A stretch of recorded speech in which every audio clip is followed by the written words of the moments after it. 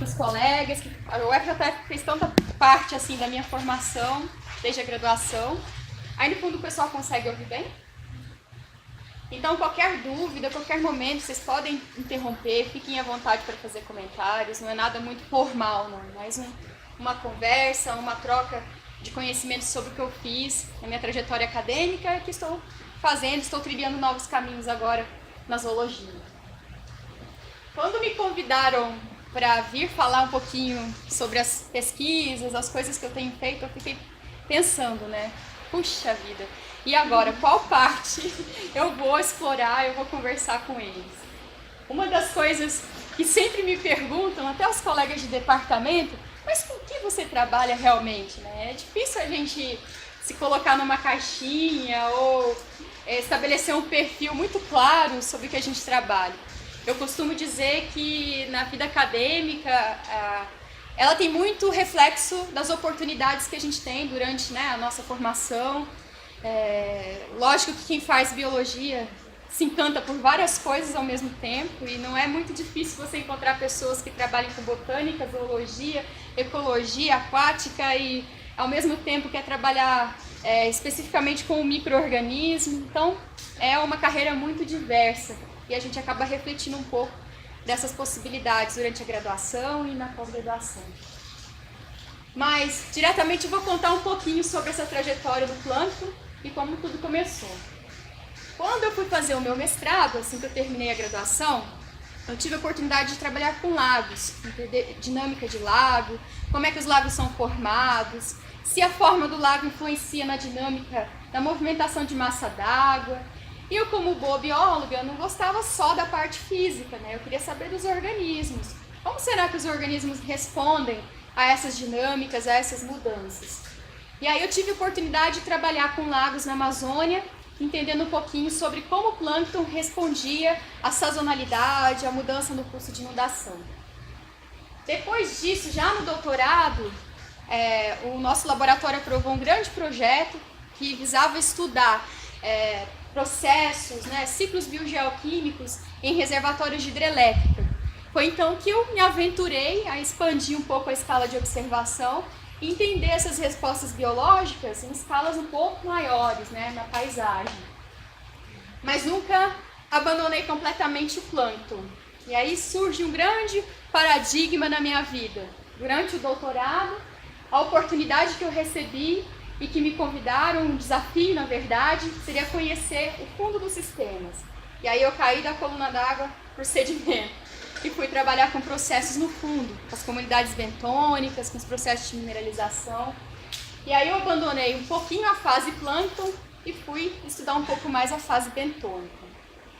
Terminando essa parte, eu voltei a trabalhar com processos e dinâmicas e agora tentando linkar o que eu compreendi em termos de biodiversidade com os processos em nível ecossistêmico. Então foi um ciclo. Eu comecei do mínimo, do básico, fui expandindo a escala de observação. Quando eu cheguei no máximo de observação, que é a escala de paisagem, eu voltei de novo para entender a dinâmica do lago.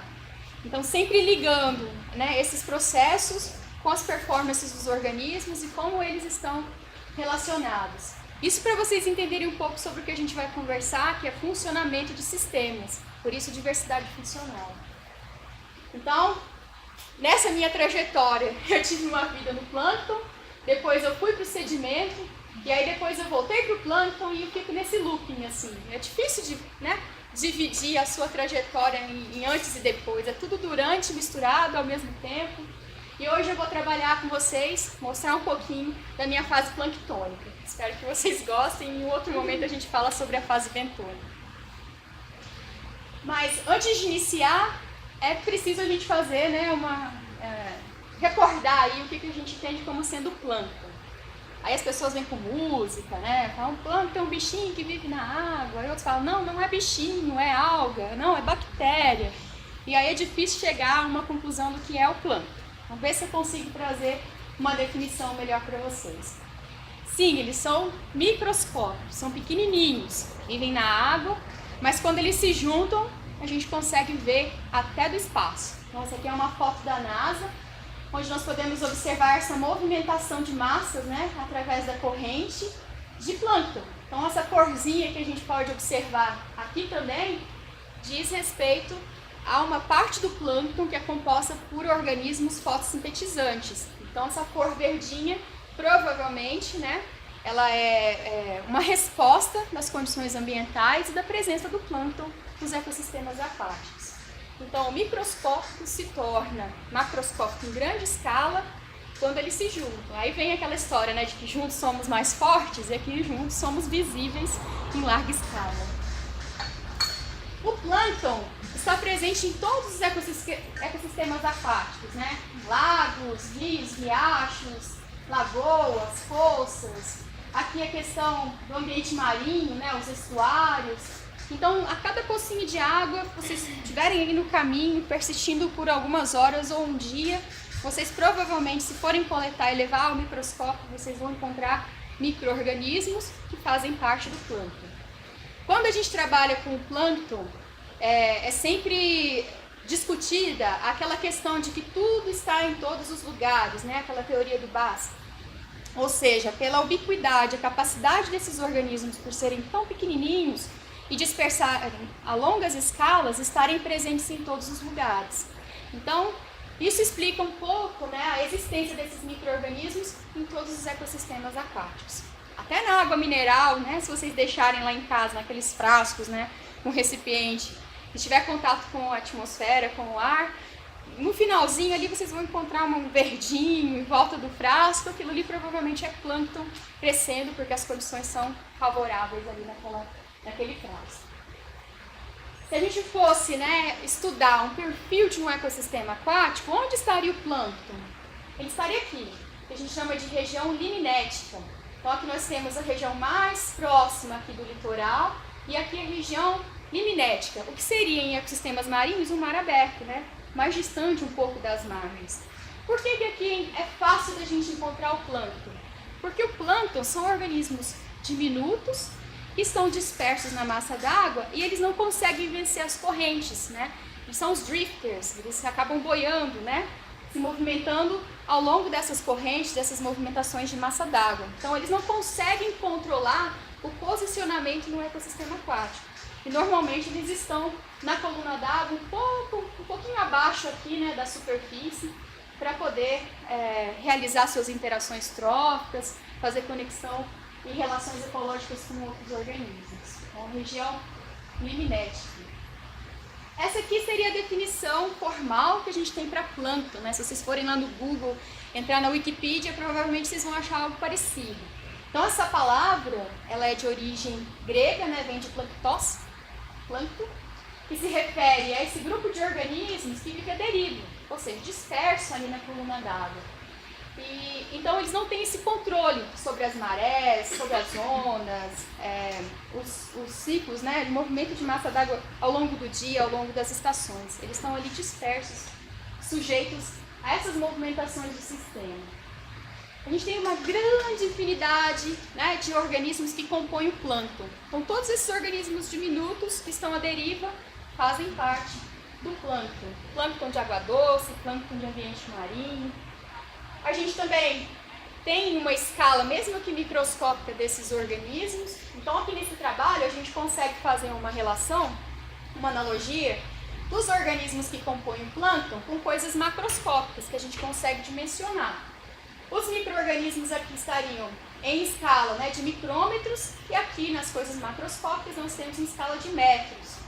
O mais diminuto plâncton que a gente encontra, por exemplo, nos ambientes marinhos é aqui, ó, esses bem pequenininhos que a gente chama de prochlorococcus, que são diminutos organismos fotossintetizantes que contribuem de maneira imensa para a produção primária nos ambientes marinhos.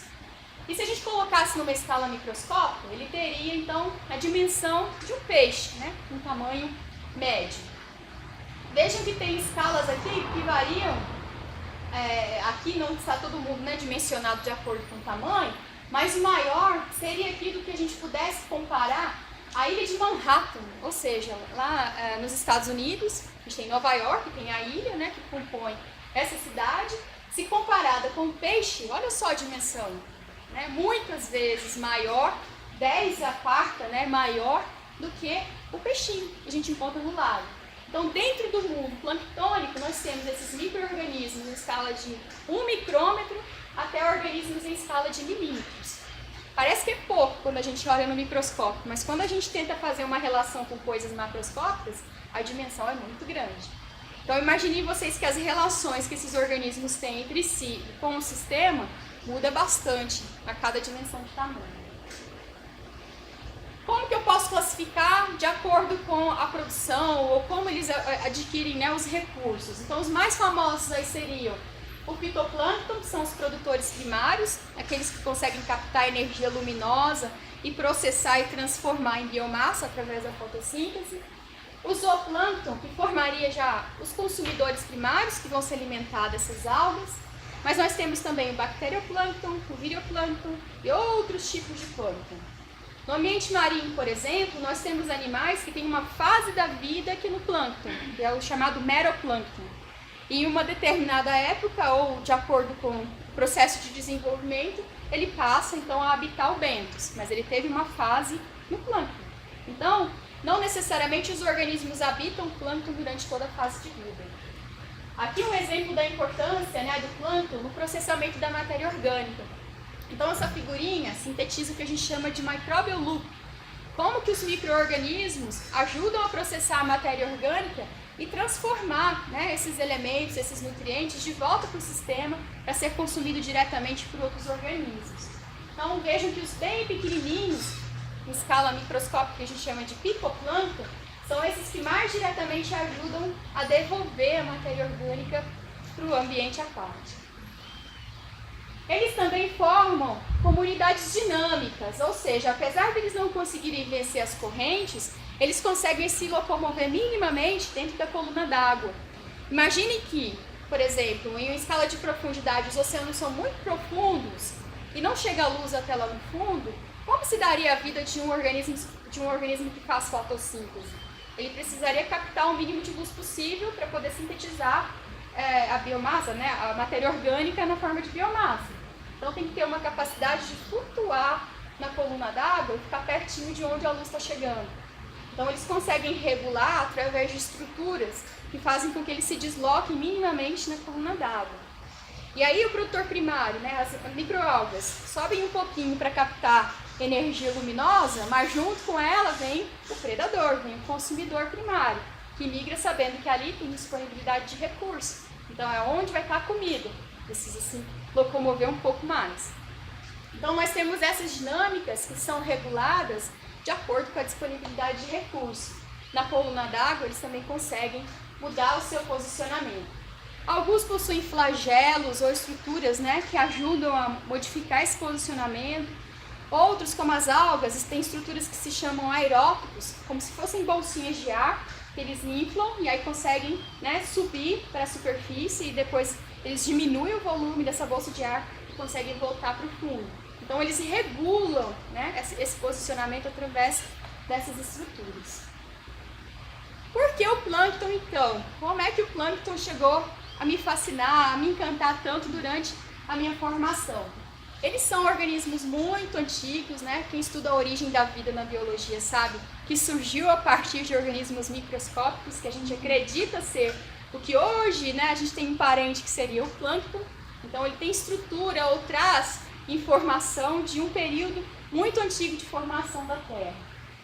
Eles são, como a gente discutiu agora há pouco, importantes elos tróficos, então ajudam a manter matéria orgânica no sistema. Imagina os oceanos sem vida, né? Sem matéria orgânica não tem vida. Sem nutrientes ali não tem vida para os outros organismos maiores. Então eles ajudam a sintetizar a energia luminosa, fazer produção primária e manter esses elos tróficos, essas conexões com os outros níveis tróficos. Ajudam também a decompor essa matéria orgânica e devolvê-la de forma mais simples para o sistema. Mas, ao mesmo tempo, apesar de muitos casos serem unicelulares, são muito complexos. Então, são simples e complexos ao mesmo tempo. Olha aí a dicotomia. Porque as relações que eles estabelecem no sistema são complexas. A gente tem uma grande biodiversidade, então daria para a gente trabalhar com características de diversos grupos e tentar relacionar isso com as mudanças ambientais.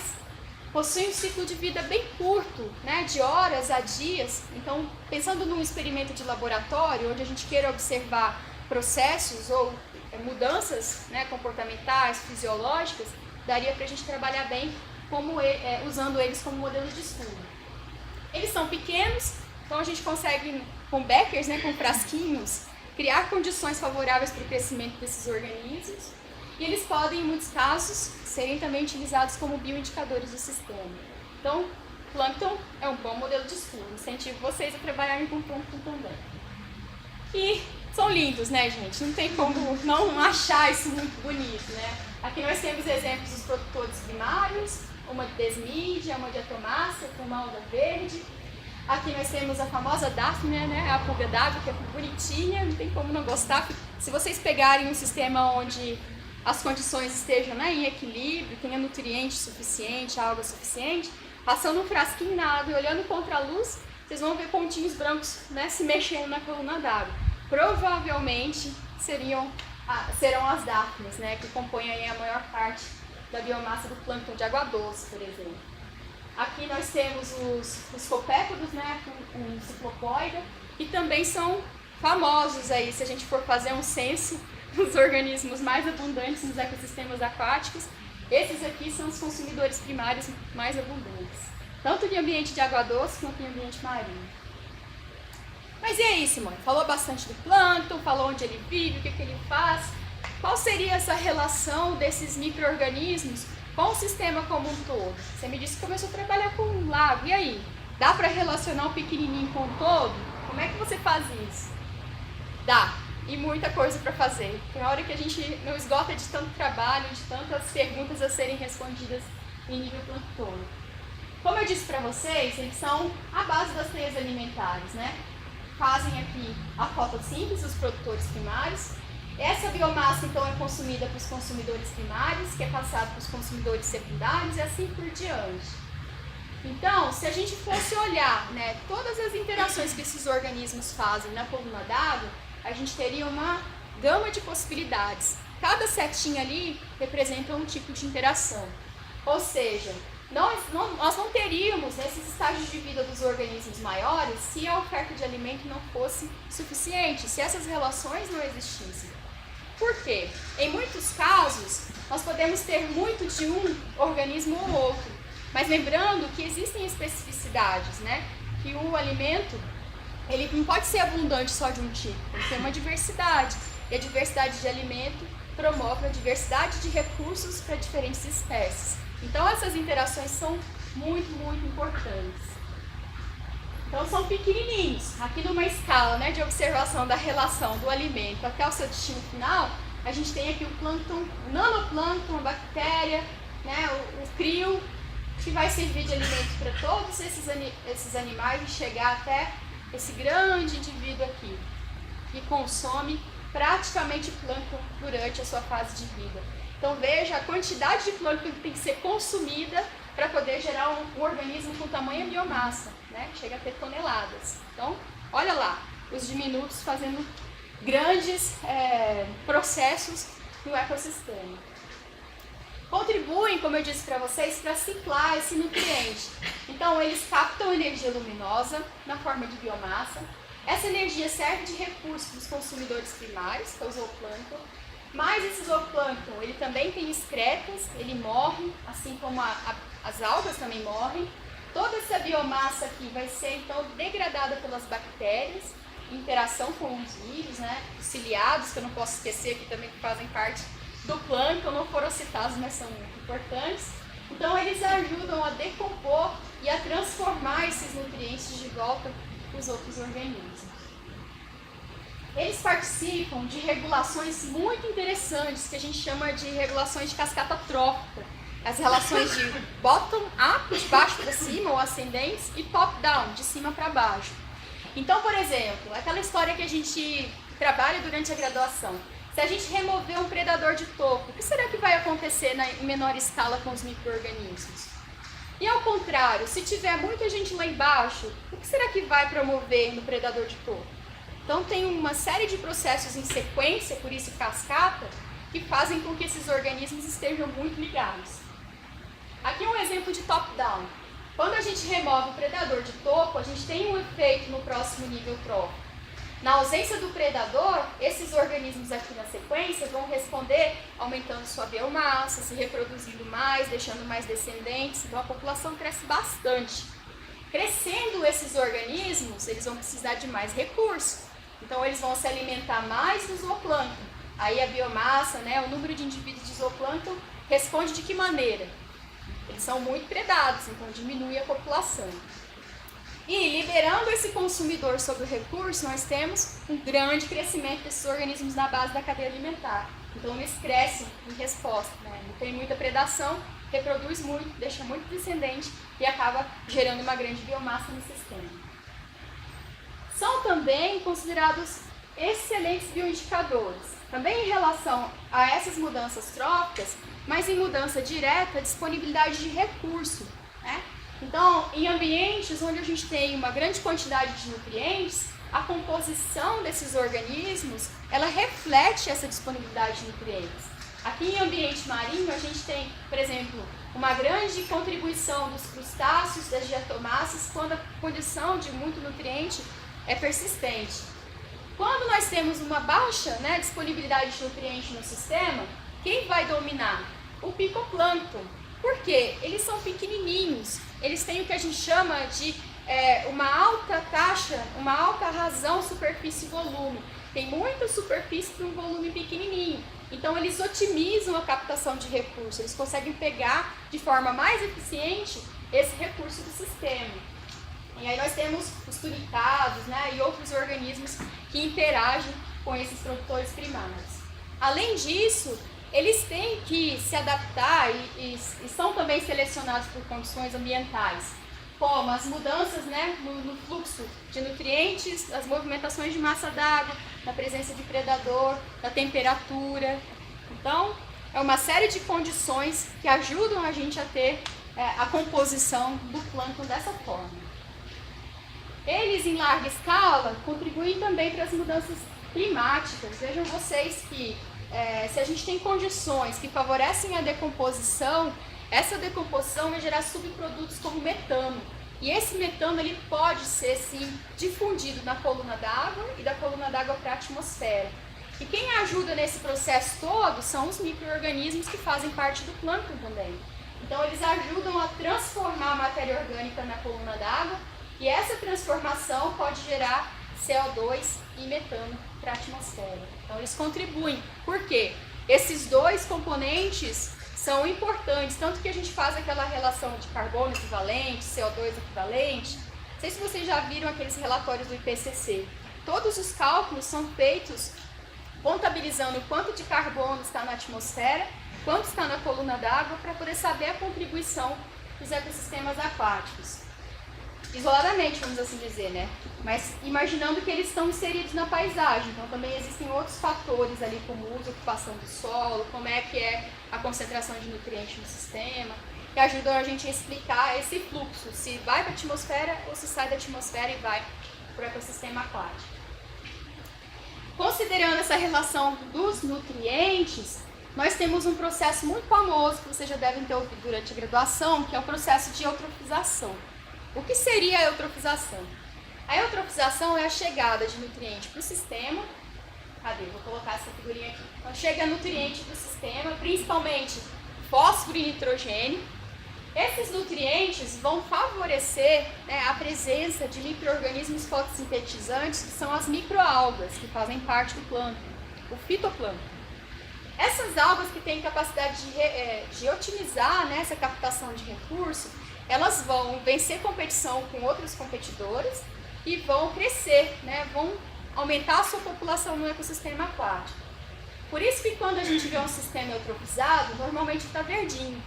Alguém reconhece aqui essas duas imagens de cima?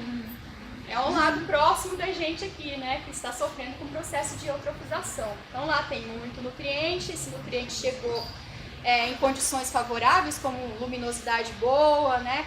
Temperatura boa, as algas otimizaram esses recursos, se reproduziram e bastante, e por isso que a gente vê a água com essa cor. Normalmente tem um cheiro, né? Algumas algas exalam um cheiro, a água fica viscosa. A maioria das vezes, essas boas, né, competidoras são as cianobactérias, que é hoje um problema de saúde pública, porque elas podem produzir toxinas que contaminam aí os organismos, inclusive o ser humano. Então aqui nós temos exemplos de alga verde também, além da cianobactéria, que são aquelas pioneiras, né, que vão chegar quando as condições são bem favoráveis à dominância das algas. Aqui é um exemplo de uma tragédia que aconteceu por causa da dominância de uma cianobactéria chamada Microcistes. Ela produz uma toxina que foi liberada no sistema aquático e, não sabendo disso, né, as pessoas usaram aquela água para poder fazer um tratamento clínico de hemodiálise. Então imagina vocês uma água com concentração de toxina ser utilizada para um processo tão delicado, né, de tratamento de saúde. Então é como se injetasse na veia diretamente uma toxina. E essa toxina causou, né, a morte de algumas pessoas e causa até hoje a morte da biota, né, dos peixes, dos outros organismos que habitam os ecossistemas aquáticos. A partir desse evento, o monitoramento dessas toxinas passou a ser obrigatório.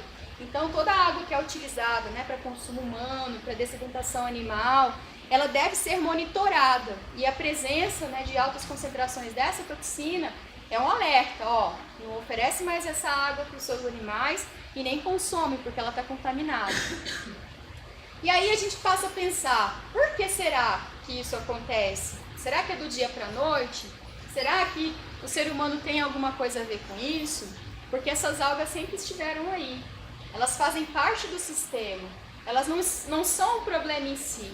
Elas se tornam um problema na medida em que elas estão em desequilíbrio. Elas se reproduzem em grande quantidade e isso pode ser potencialmente, né, prejudicial para a biota. Mas não é eliminar essas algas que vai resolver o problema. É fazer um manejo de quanto de nutriente está chegando e fazer com que as condições para elas sejam menos favorecidas, para elas não se reproduzirem tanto. Então esse é um exemplo, né, de como o plâncton participa de processos que são importantes para a saúde humana.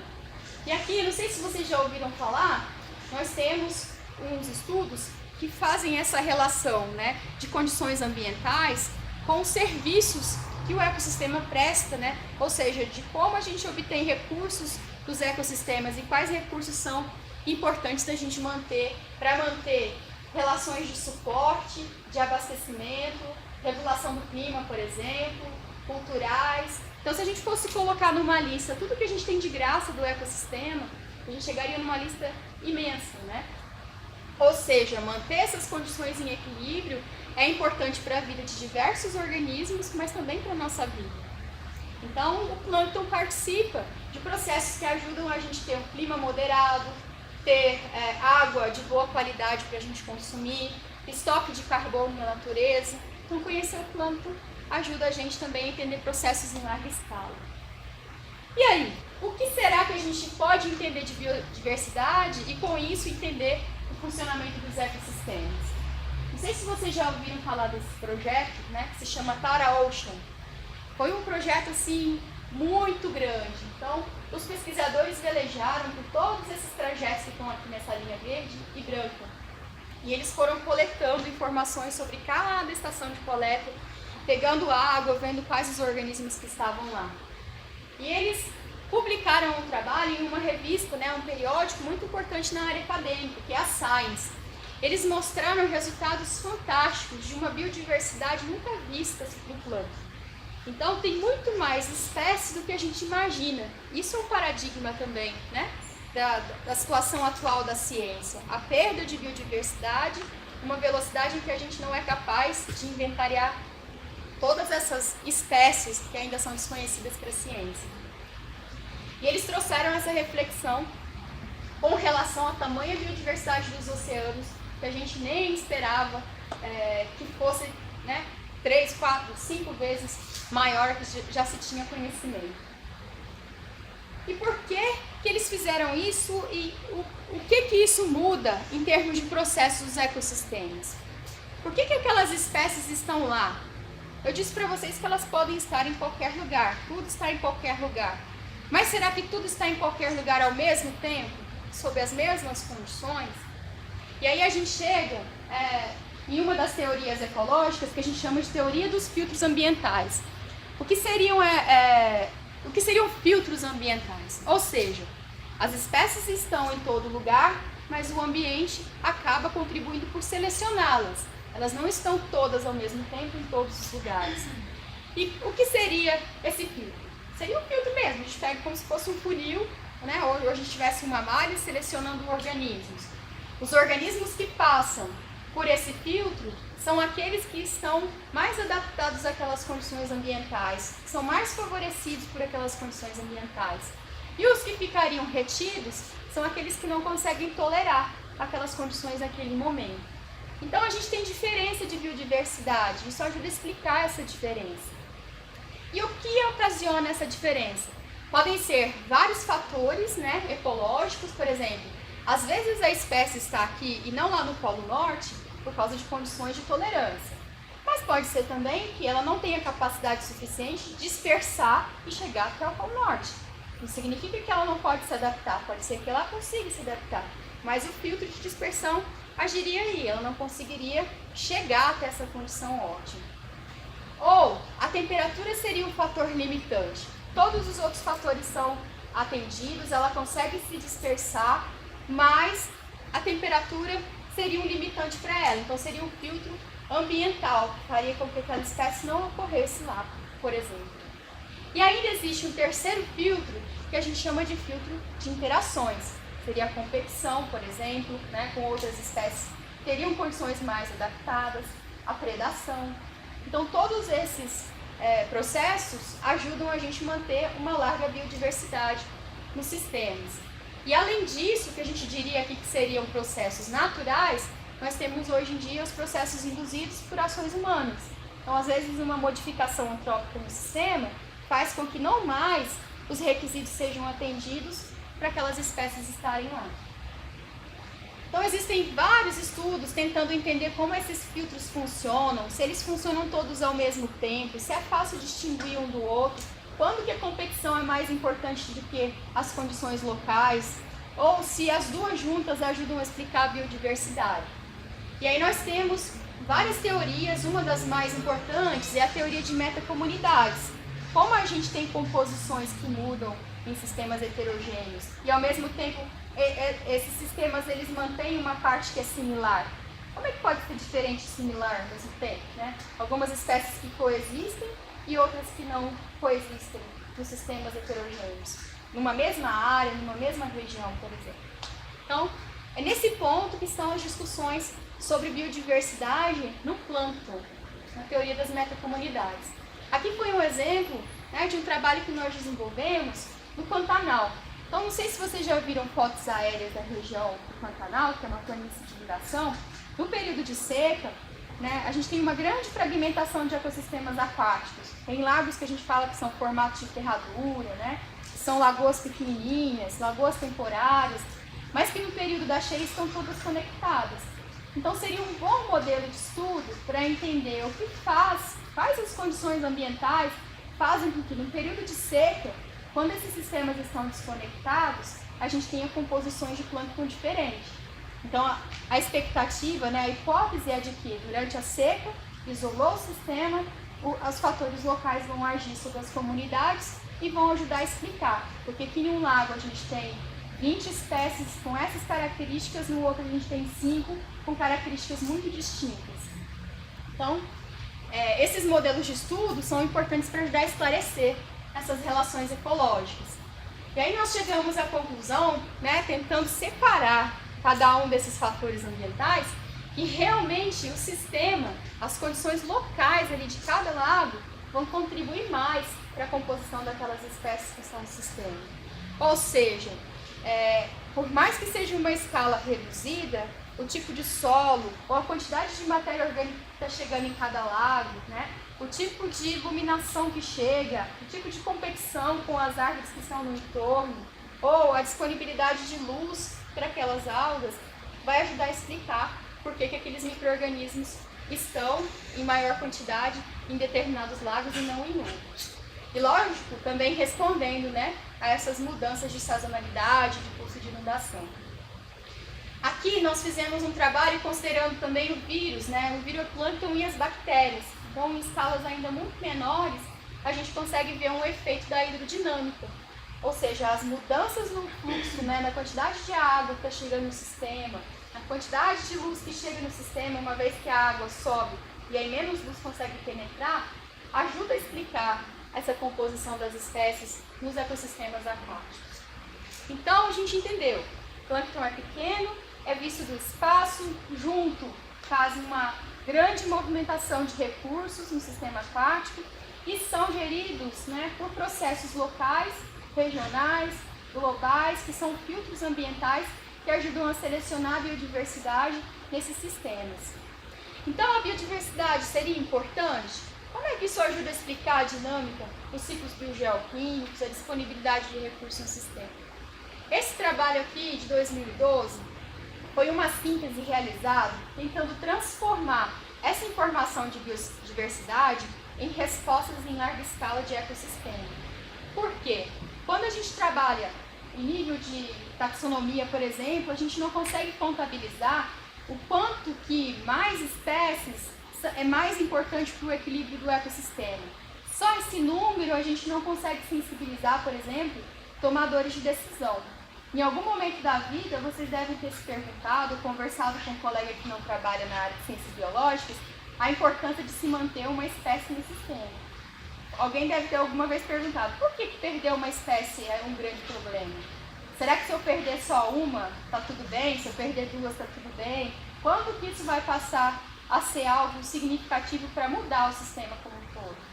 Então, transformando isso em funções, ou seja, o quanto que aquelas espécies contribuem para as funções estabelecidas no sistema, a gente consegue dialogar melhor com esses tomadores de decisão. E aí, nesse trabalho, eles compilando vários trabalhos, né, e várias outras metodologias, eles viram que a gente pode sim fazer uma relação de que quanto maior a diversidade biológica, maior é essa relação, mais a gente tem a manutenção das funções ecossistêmicas. Por exemplo, aproveitamento de recurso, produção de biomassa, ciclagem de nutrientes, decomposição. Chega um momento em que isso vai, né, estabilizar. Ou seja, não adianta a gente ter mais biodiversidade, que esse sistema não vai ter uma otimização dessas funções ecossistêmicas. Isso ainda está em discussão. Quando vai chegar esse momento de estabilização? Ou quanto é suficiente para manter esses processos em estágio de equilíbrio?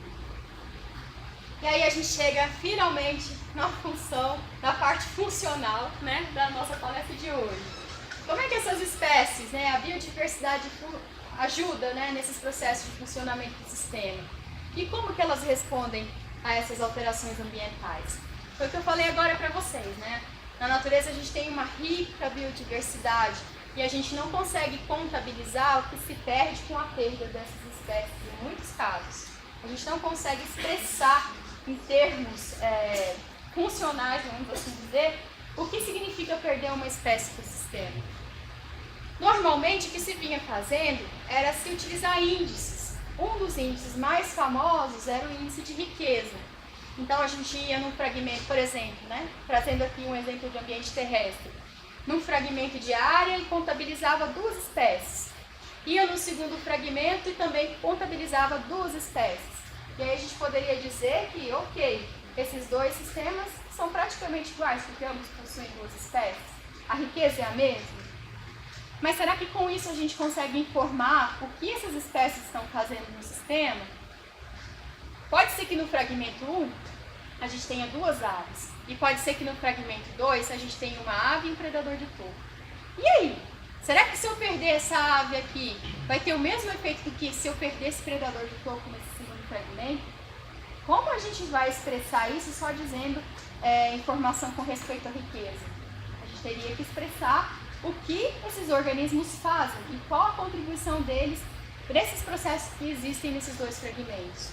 Então, só medir, né, quantas espécies estão lá e dar informação de riqueza não é o suficiente para falar sobre esses processos. Nesse trabalho aqui, eles estão fazendo uma relação, por exemplo, de quanto que a riqueza taxonômica, ou seja, quantas espécies existem no sistema, podem estar relacionadas a diversidade funcional, o que elas fazem naquele sistema. Chegou-se, né, com os trabalhos que a gente tem até hoje, a conclusão de que sim, a gente consegue relacionar riqueza taxonômica com funcional, mas só até um certo ponto. A partir de aqui, a gente não tem uma relação linear entre riqueza de espécies e diversidade funcional. Por que será? E aí a pergunta persistiu e chegou-se à conclusão de que existem espécies redundantes. Então eu posso ter uma riqueza muito grande, mas essas espécies podem estar fazendo a mesma coisa. Como que a gente vai contabilizar isso? Como que a gente vai contabilizar essas relações ecológicas, né? Essas redes de interação? Então percebam que a gente pode ter várias espécies que podem estar fazendo a mesma coisa ou estarem interagindo da mesma forma. E aí surgem os trabalhos de dinâmica de rede, de relação de interação trófica, tentando estimar não só a presença daquela espécie, mas o que ela faz em termos de processos no sistema. E é uma relação bem complexa. Chegar à conclusão de que essas espécies são redundantes não é uma tarefa muito fácil, não. Aqui um exemplo sobre essa relação de redundância, né? Então nós temos, por exemplo, né, no sistema, numa área, né, um pool de espécies locais, ou seja, todas as espécies que habitam aquele sistema. Então nós temos formas aqui diferentes que representam espécies diferentes, e as cores aqui seriam as funções que aquelas espécies desempenham no sistema. E o que vai selecionar seriam esses filtros, né, numa escala, vamos assim dizer, de anos, meses, considerando as variações ambientais. Não numa escala evolutiva, né, de processos de milhões de anos, mas numa escala muito mais reduzida de tempo. E aí, esse filtro acabaria por selecionar espécies diferentes, mas com funções muito semelhantes. Então, o fato dessas espécies terem passado por esse filtro, né, estarem lá dentro do brinquedo, ó, as pecinhas passaram por o filtro, estão dentro do brinquedo, significa que elas atenderam os pressupostos, as características de seleção. Então, elas têm funções semelhantes. Então, a gente seleciona espécies diferentes, porém com funções muito semelhantes, que a gente chama de regra, né, de montagem das comunidades de maneira geral. E essas funções, quem mede? Como que se mede? Qual que é a métrica para medir função? Então nós temos a abordagem da diversidade funcional. Fazendo um paralelo para coisas que a gente entende muito bem do cotidiano, alguma vez na vida vocês já devem ter ido em lugares como esse. É tipo o armazém do seu Joaquim, do seu Jorge, do seu João, né? Vê aí a pessoa mais famosa do bairro que tem tudo para vender. Então aquela mercearia, aquele botequim, né? Aquele ambiente que você certamente vai encontrar uma agulha às 10 horas da noite. É esse o tipo de lugar que a gente encontra coisas para coleta, que resolve problema de última hora, tem de tudo. O único problema é saber onde está. Se não tiver o seu Joaquim no mercado para te ajudar a encontrar, vocês vão passar horas ali tentando descobrir aonde que está a chinela havaiana ou a agulha que você precisa para consertar seu material de campo, por exemplo. Então fica difícil. Sem o seu Joaquim, a gente não consegue. E aí, como estratégia de marketing, né, a gente tem agora os hipermercados, não mais supermercados, mas hipermercados, que conseguem fazer sessões. E nessas sessões a gente agrupa coisas que têm a mesma característica, ou que servem para a mesma finalidade. Então nós temos sessões, por exemplo, dos embutidos, você vai lá buscar seu churrasco, né, vai fazer um sanduíche, ou vai fazer um hot dog, vocês vão buscar na seção de embutido. Para quem é vegetariano, vai lá, né, nos orgânicos, nos hortaliças, nos vegetais. Ah não, preciso de um produto de limpeza para fazer a faxina da minha república. Aí nós vamos lá buscar na seção de produto de limpeza. Ou não, vai ter festinha do laboratório, churrasco do laboratório, vamos lá comprar suco, cerveja, para a gente se divertir. Vai na seção de bebidas. Então é tudo organizado de acordo com a finalidade. A isso a gente poderia sim chamar de grupos funcionais, por que não? Então são coisas que são agrupadas de acordo com as funções e com as finalidades. De uma forma muito grosseira, né? Vamos assim dizer. Um outro exemplo que fica fácil para entender. Então a gente tem, por exemplo, vários copos. Tem o copo que a gente ganha na balada, aquelas pessoas mais refinadas que gostam de um copo para cada tipo de cerveja, porque muda o sabor da cerveja, ou muda, né, a concentração de espuma na cerveja, isso faz toda a diferença. Tem aquele copo, né, de massa de tomate, né, que você, quem mora em República com certeza tem, né, do requeijão, da massa de tomate.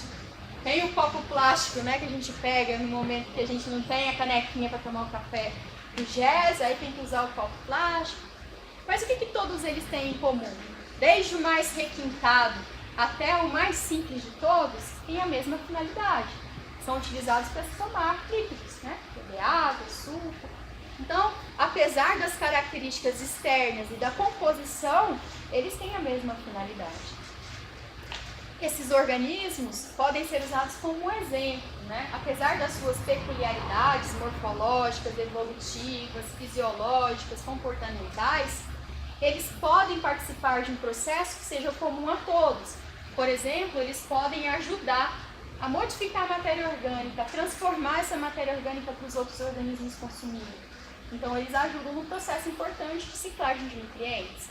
Apesar de eles terem filogeneticamente, né, serem diferentes, serem agrupados taxonomicamente em classes, né, em grupos diferentes, eles fazem funções em comum.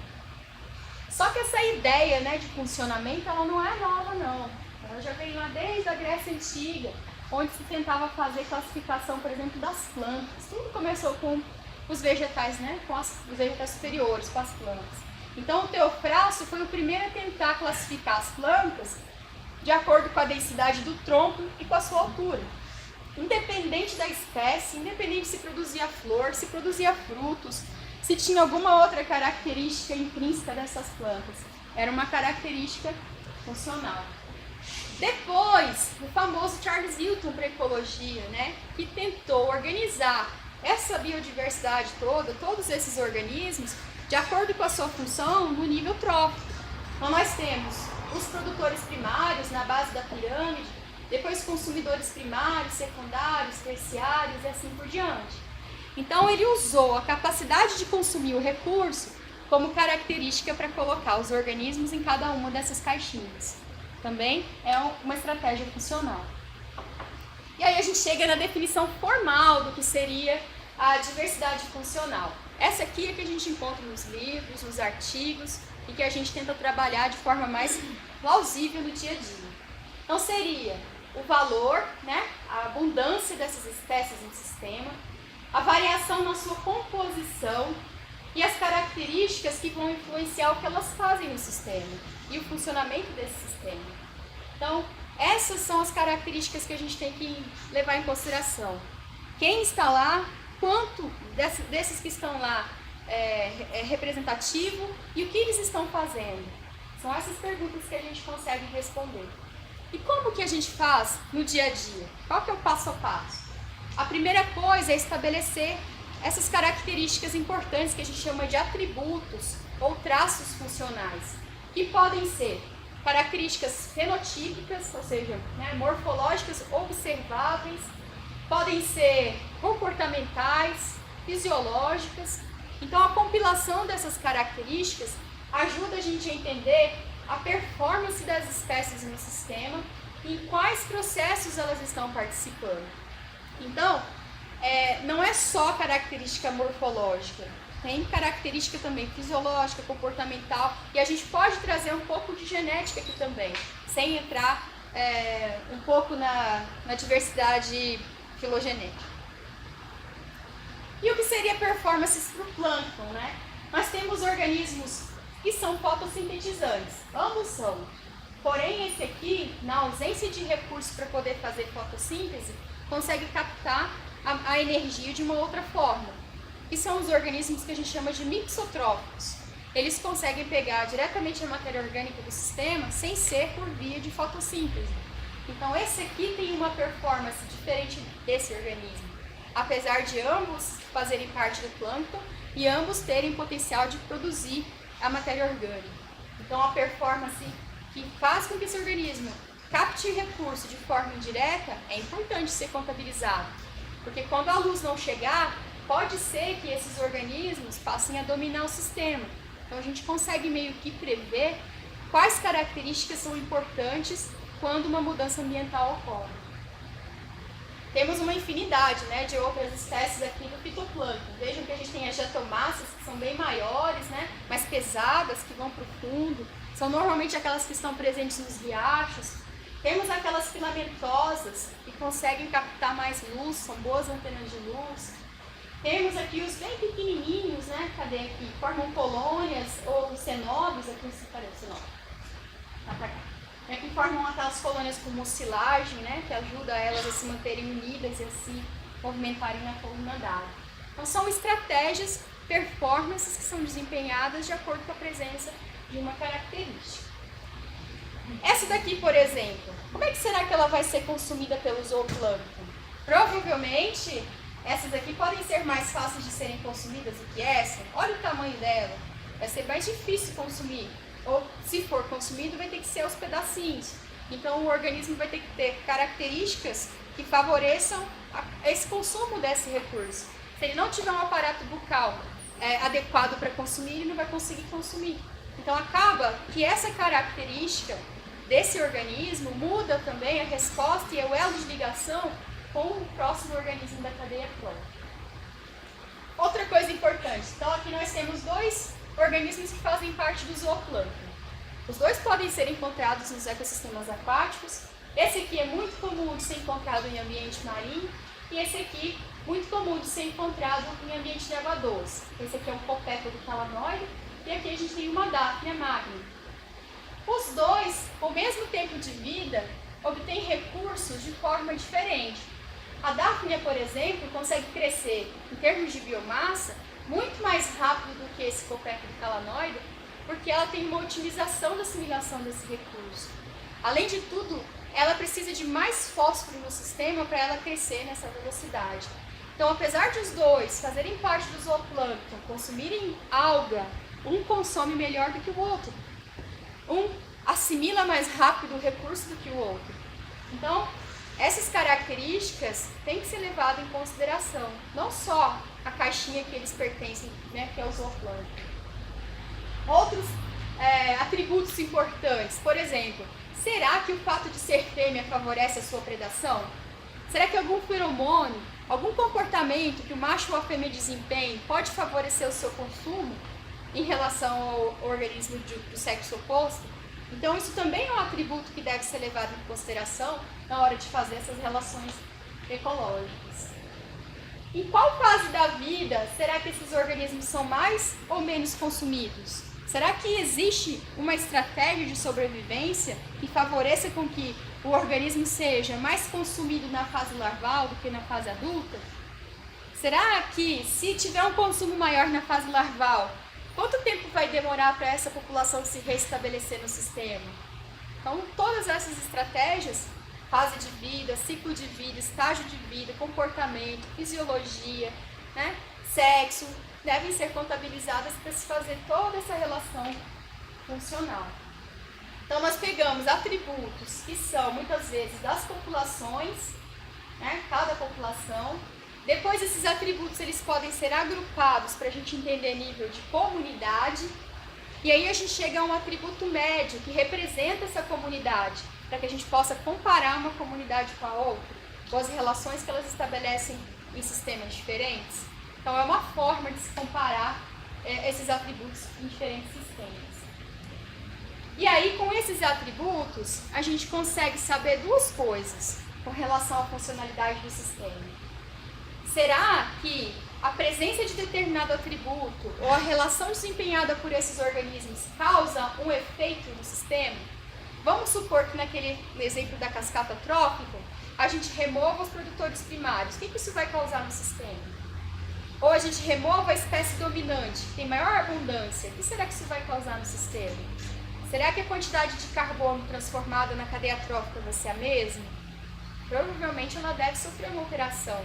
Então, é o que a gente chama de grupo de efeito, ou traço de efeito. Elas mudam e com a mudança desses atributos, dessas características, o sistema muda em resposta, ou sofre o efeito. Uma outra forma de se entender esses atributos seriam esse grupo de resposta. Vamos supor que aconteça um impacto ambiental e a gente tem a luz diminuída no sistema. muita matéria orgânica ali dissolvida na água, a luz não está conseguindo penetrar e está faltando luz para fazer produção primária. Quem será que vai vencer esse filtro ambiental? São aqueles organismos que precisam de menos luz.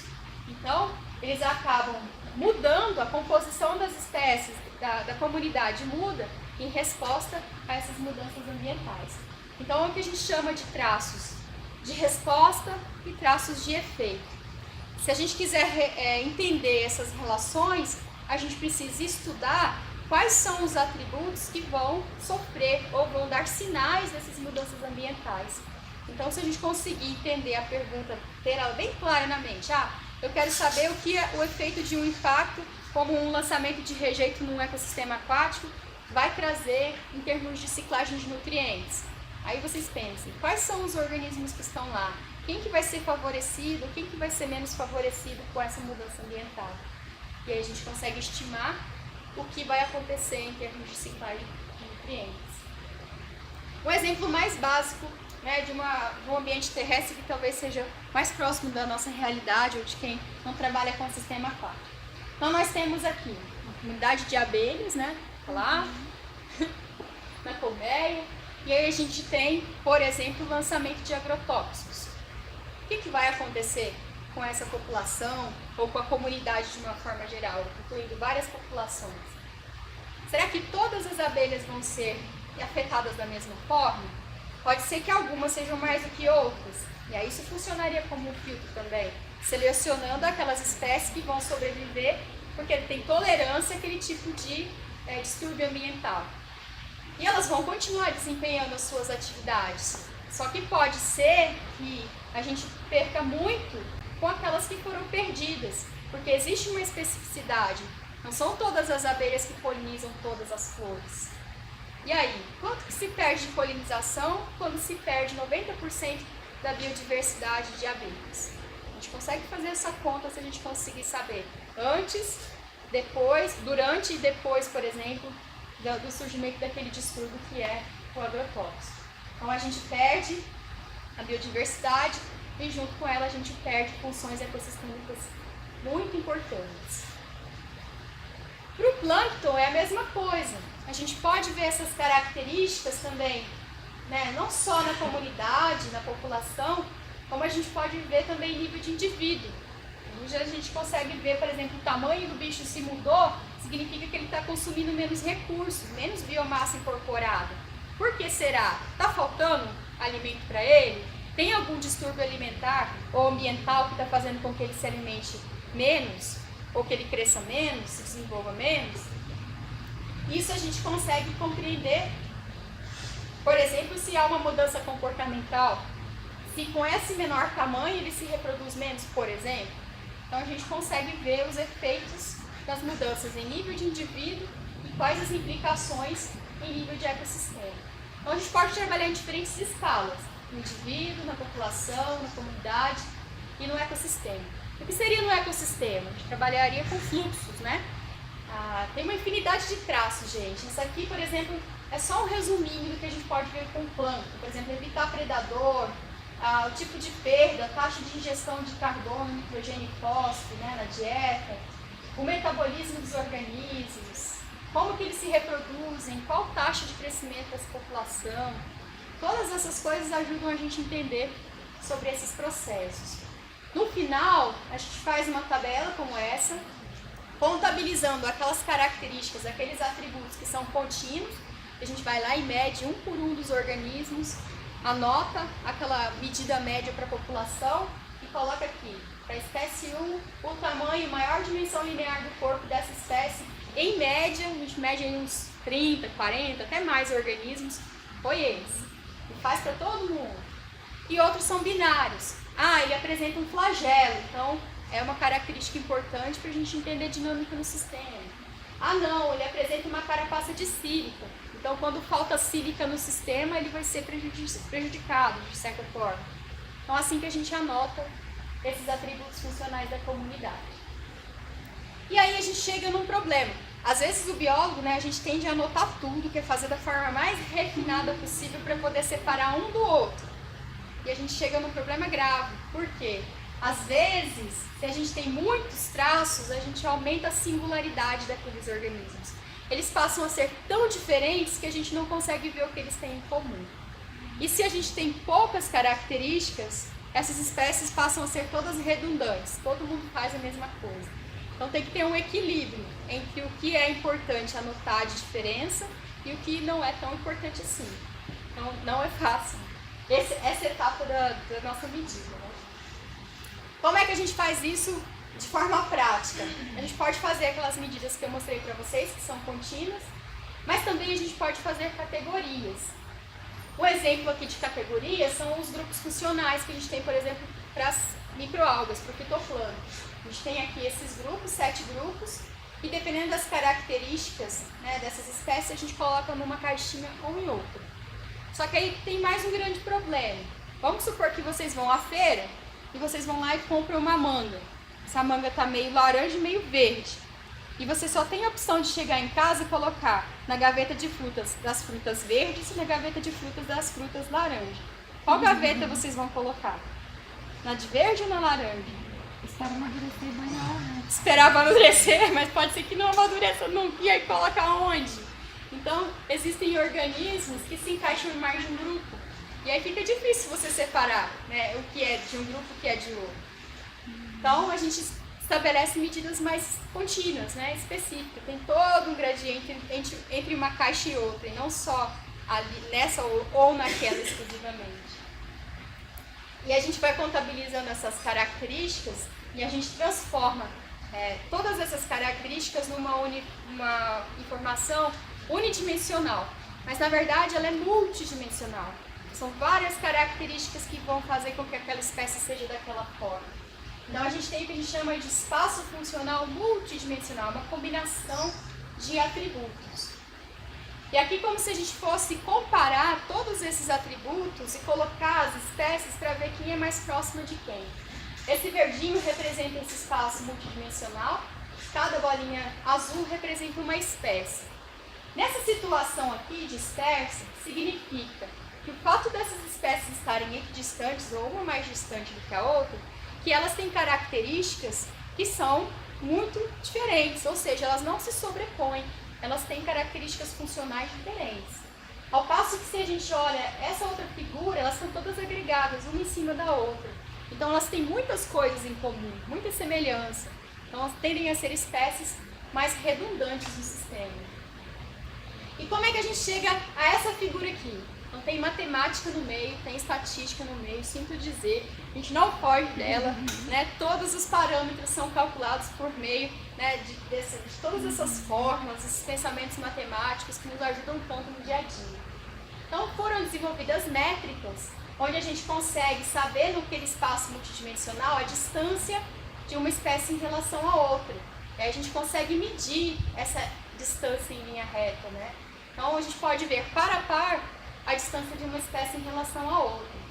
Com base nessas medidas, a gente sabe qual o caminho, né, que distancia, por exemplo, a espécie 1 da espécie J. A gente consegue percorrer esses elos e depois chegar à conclusão de qual distância é suficiente para que a gente tenha essa relação, a distância de uma para outra. E aí, quanto mais distante, características mais distintas, quanto mais próximo, mais redundante. A gente faz uma matriz, que é aquela tabelinha lá, a gente transforma numa matriz de atributos. Essa matriz de atributos é então transformada numa matriz de distância, ou seja, o somatório daquelas características no espaço multidimensional vai me dar uma coordenada. A distância dessa coordenada para outra é medida, e essa é a distância que eu anoto nessa matriz de distância. Aí eu faço uma ordenação, um grupamento, e a partir daí eu consigo calcular a diversidade funcional. Essa é uma das métricas, é uma das formas.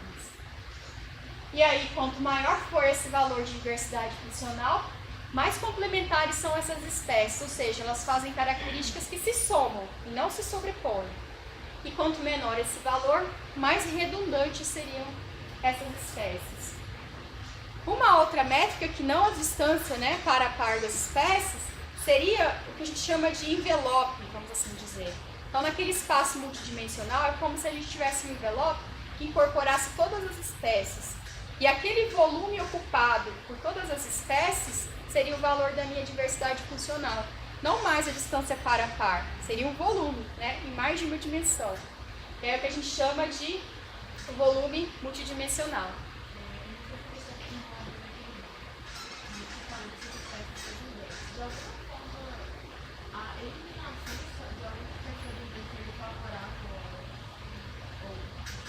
Favorável ao sistema, tem o que a gente chama, né, de ponto de equilíbrio, né, ou estados estáveis alternativos. Pode ser que ao remover essa espécie a gente não mude muito o sistema, mas pode ser que se eu remover mais uma, ele já entre num desequilíbrio e ele passa a funcionar num outro patamar, né? É o que a gente chama de estabilidade e resiliência do sistema. Então a gente faz uns cálculos para saber quando que isso passa a ser significativo para mudar o estágio, né, de equilíbrio do sistema.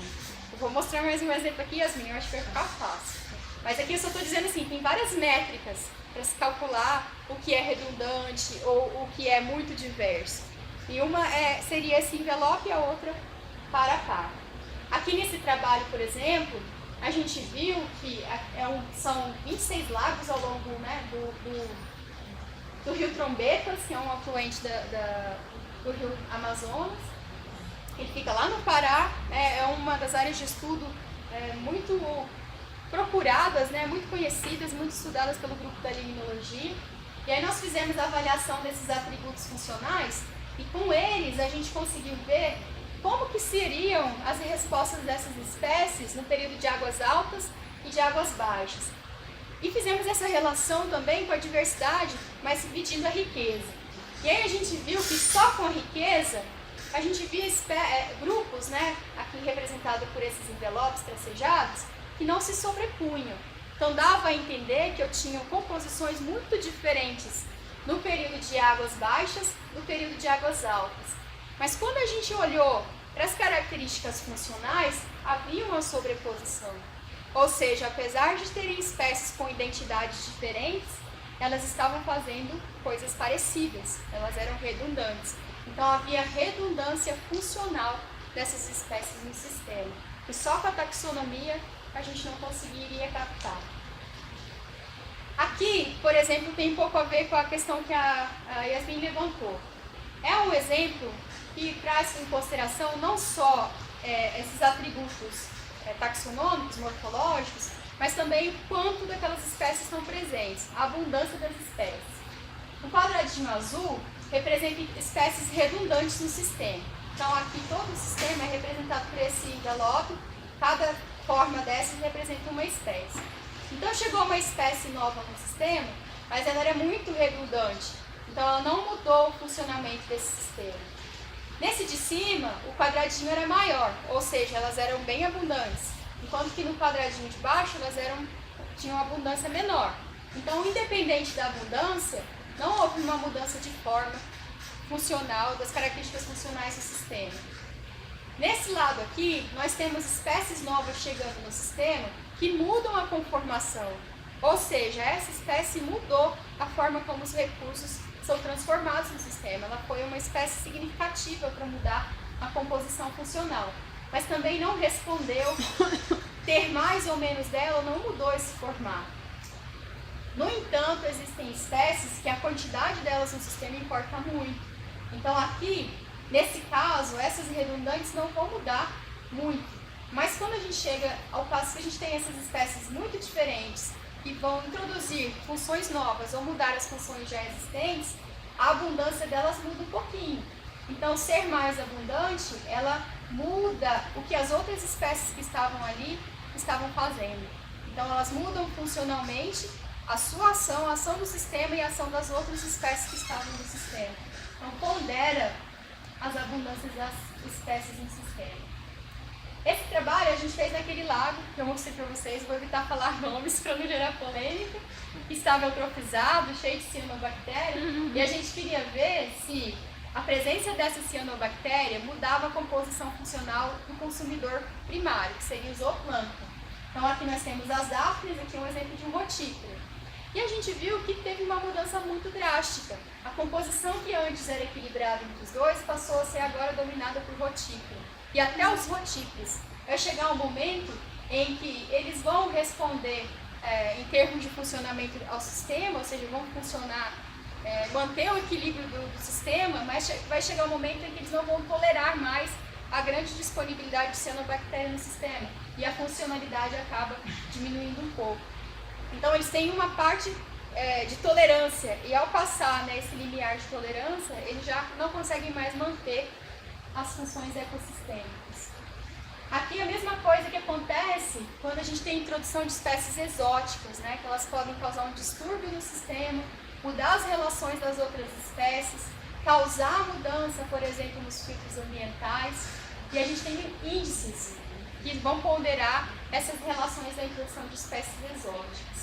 E aqui quais seriam aquelas características que ajudariam a gente a ver o impacto da introdução dessa espécie exótica. Então tem que selecionar aquelas características que são mais importantes para responder aquela pergunta ecológica. E para cada pergunta existe um tipo de métrica, um tipo de índice, com uma combinação especial de características e atributos funcionais que vão ajudar vocês a responderem isso, né? Nada é feito na mão, né? Um cálculo matemático, a gente tem a ajuda de pacotes estatísticos, tem a ajuda de programas livres, né, como o R, que ajuda a gente a calcular e chegar nessas respostas. E o que eu tenho feito, né, com relação a isso? Eu estou acabando, sei que vocês já estão cansados do plano do dia, eu estou chegando a concluir aqui as ideias principais.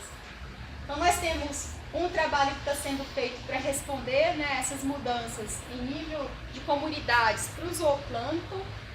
É um trabalho que está sendo desenvolvido pela Yolanda, é uma aluna de doutorado do programa de pós-graduação em Ecologia da UFRJ, mas que faz colaboração, e eu sou co-orientadora aqui dela na UFJF. Foi ela que foi a primeira autora desse trabalho, e a gente está querendo responder questões que foram feitas aqui e em escala de laboratório, agora também em escala de mesocosmos. Então esse aqui é um trabalho, aqui eu estava na minha fase bentos, tá gente? Mas não sempre de olho na fase planctônica. Então aqui nós temos essas estruturas que são os mesocosmos. A gente faz uma seção assim, como se fosse uma cortininha, sabe aquelas cortininhas de banheiro? Só que com um filtro, né, aqueles porinhos mudando para selecionar os organismos. Então a gente faz esses aros de metal, em volta a gente coloca essa estrutura, essas membranas, e a gente fixa essa estrutura no fundo do sistema e ela fica suspensa no sistema. Então lá dentro a gente consegue manipular condições diferentes do lado de fora. E qual que é a inovação, qual que é o que a gente traz de relevante para fazer isso no sistema? A gente expõe os organismos às mesmas condições ambientais. Chove aqui dentro, chove aqui fora, a temperatura que está aqui dentro vai ser a mesma que aqui fora, o ar que vai circular aqui dentro vai ser o mesmo que aqui fora. Então a gente acaba eliminando condições que podem ser efeitos do ambiente. Então coloca, né, os nossos tratamentos no próprio sistema sob os mesmos efeitos ambientais.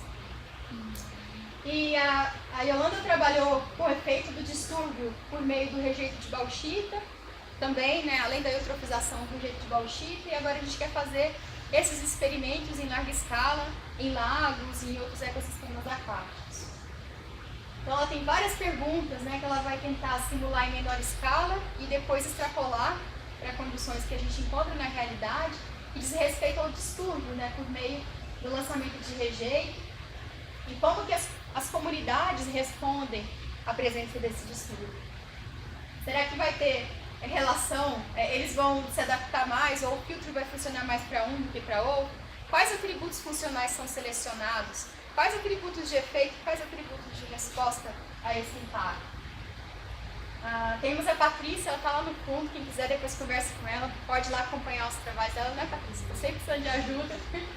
A Patrícia também está trabalhando aqui no lago do Jardim Botânico, então ela utiliza esse lago como modelo de estudo, e ela está testando o efeito de um rejeito que vem lá do Lago Batata, que é um lago amazônico, que é o mesmo lago que a Yolanda trabalhou. E com esse rejeito, a gente está tentando simular a chegada do rejeito no sistema. Então, em menor escala, escala laboratorial, a gente pega a comunidade em equilíbrio e coloca um pouquinho do sedimento, do rejeito que estava lá no sistema que foi impactado por lançamento de rejeito de bauxita.